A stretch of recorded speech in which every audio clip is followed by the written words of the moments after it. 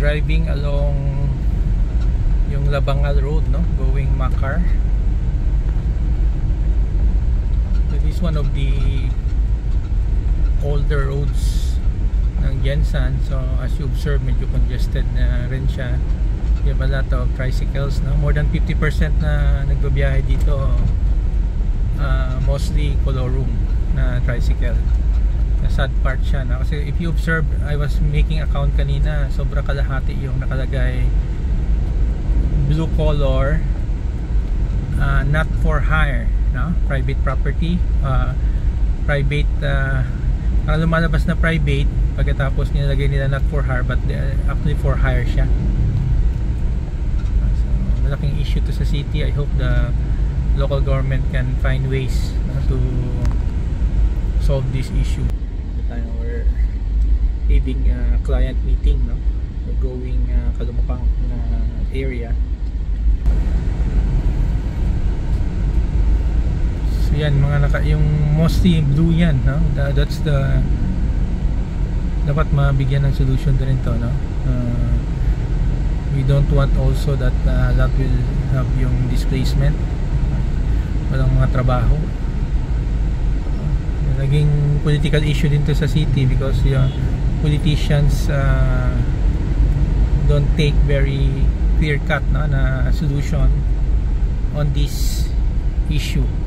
So parang pinabayaan na kasi ang mangyayari dito, it can make or unmake make or unmake yung mga political fortunes, no? So alanganin, no, na galawin. Then law enforcement also hindi rin ini-enforce. So we have yung mga kawawa, yung mga legitimate na operators, yung may franchise, may prangkisa, because they've been paying government, they're complying with the regulations, and yet you have many, no, more than 50% they're they're using the roads without yung corresponding franchise. So mga aksidente, mga ganyan, no, kawawa din yung mga yung mga riding public. This one left side is papasok ng Port of Makar na area, or in the port area.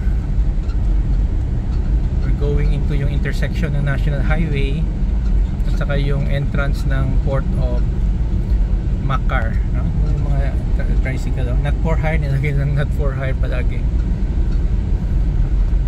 Meron ding mga public transportation tayo dito, yung e-jeepney. I don't know kung gaano karami, but aircon siya, no? It's affordable, very affordable. Mostly yung problem sa tricycle is yung kontrata. Although advantage naman daw is hinahatid ka, no? Hinahatid ka kung saan gusto mo, sa bahay diretso mismo.